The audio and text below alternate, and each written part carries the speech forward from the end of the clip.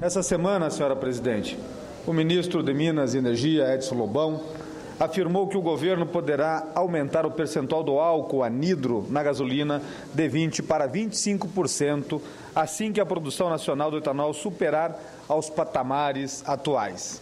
Trata-se de anúncio louvável que merece apoio de todos aqueles que, como eu, defendem o crescimento do etanol de cana-de-açúcar na matriz de combustível do Brasil e do mundo, como forma de avançarmos no combate às mudanças climáticas, reduzindo as emissões de gases de efeito estufa decorrente do uso de energia de origem fóssil.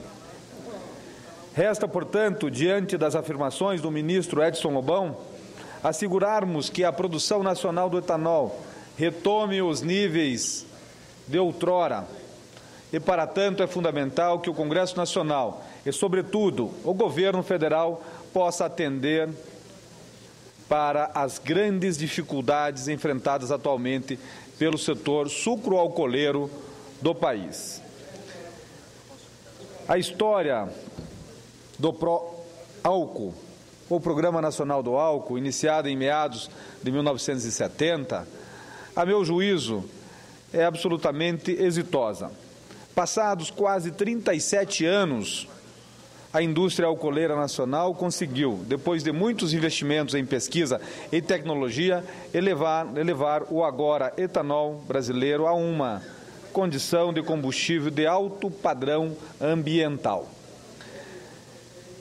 E a maior prova disso, senhora presidente, é o fato de que o etanol de cana-de-açúcar do Brasil foi considerado pelo EPA, Agência de Proteção Ambiental dos Estados Unidos da América, desde 2010, como combustível avançado. Cumpre registrar que, para ser considerado o biocombustível avançado, o etanol deve reduzir as emissões de gases de efeito estufa em pelo menos 40% em relação à gasolina. Artigos científicos indicam que a redução do etanol brasileiro variava entre 60% e 90%. Dependendo da metodologia de estudo, o etanol de milho norte-americano, em comparação, produz redução de cerca de 15%. Enfim, há mais de 2 anos, o EPA anunciou que o etanol brasileiro de cana-de-açúcar reduz emissões de gases de efeito estufa em 61% em relação à gasolina, o que o caracteriza como biocombustível avançado. Pelo que se sabe, por esse critério, não há nenhum outro biocombustível avançado comercialmente viável. O biocombustível europeu, que tem melhor desempenho, proporciona reduções na faixa de 20% a 30%. Os norte-americanos têm esperanças de conseguir essa classificação para o etanol de segunda geração, mas ele ainda não é comercial e, quando estiver sendo produzido, provavelmente ainda será muito caro. Fica evidente, portanto, senhora presidente, o grau de excelência na produção e a viabilidade econômica que a indústria brasileira do etanol atingiu e que não podemos, em hipótese alguma, negligenciar. Como já foi dito, foram décadas de investimentos públicos e privados para alcançarmos a situação atual. E mais, diante dos desafios socioeconômico-ambientais enfrentados pelo mundo, no momento em que o Brasil organizou a Rio+20, Conferência das Nações Unidas, cujo resultado aponta para a imperiosa necessidade de promovermos o desenvolvimento sustentável do planeta, o etanol brasileiro de cana-de-açúcar se mostra uma oportunidade extraordinária e estratégica para o nosso país. Certamente por isso, o ex-presidente Luiz Inácio Lula da Silva, do alto de sua sensibilidade política, tenha se transformado no maior produtor ou promotor do etanol brasileiro no mundo. Em todos os cantos do globo, ao longo dos seus 2 mandatos à frente da presidência da República, Lula divulgou, defendeu e incentivou as qualidades que eu importava no uso do etanol como combustível mundial. Sempre exaltando as vantagens do etanol brasileiro, procurou transformar esse biocombustível em commodity global. Senhora Presidente, por vários motivos, a maioria deles alheios às nossas vontades, o momento atual da indústria sucroalcooleira é outro. Vivemos uma crise grave e, assim como vários outros segmentos da indústria nacional, a produção de etanol enfrenta imensas dificuldades e vem retrocedendo.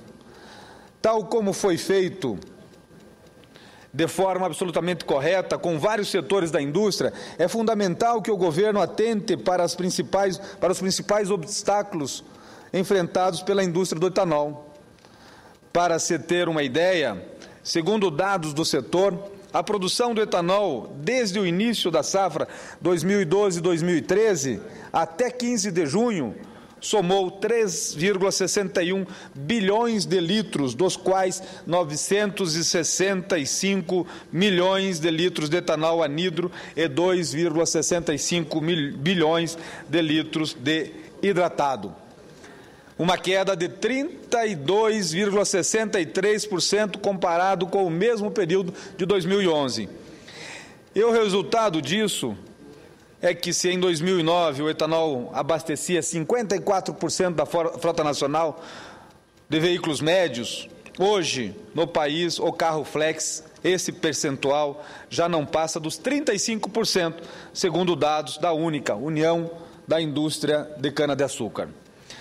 Senhoras e senhores senadores, para que o país possa ter um novo ciclo de crescimento na produção do etanol, é preciso promover investimento em nossas unidades produtoras, além de criar incentivos e políticas que deem a maior competitividade ao etanol com menor tributação. Investimentos em infraestrutura, em tecnologia, que elevem a eficiência dos motores flex. O cenário atual é preocupante. Afinal, existe uma demanda crescente por combustíveis para a oferta de automóveis e motos no Brasil, da ordem de 6% ao ano. E no momento em que o etanol não consegue acompanhar esse crescimento. É preciso uma forte agenda de inovação tecnológica e ampliação da eficiência produtiva em todas as etapas da produção. Temos de recuperar o dinamismo tecnológico que o setor já teve, e isso significa a redução de custos. Foi motivo de grande satisfação termos assistido, no final do ano passado, o Congresso dos Estados Unidos derrubar a sobretaxa que existia sobre o etanol brasileiro, em grande parte devido à crise econômica que aquele país enfrenta. Lamentável, porém, é isso ocorrer quando nos transformamos em importadores de etanol norte-americano. Sou relator na Comissão de Agricultura e Reforma Agrária do Senado Federal do PLS 219 de 2010, que dispõe sobre a Política Nacional para os Biocombustíveis, e assim tenho a obrigação de estar atento às dificuldades enfrentadas por esse setor e procurar encontrar soluções juntamente com o governo federal para elas.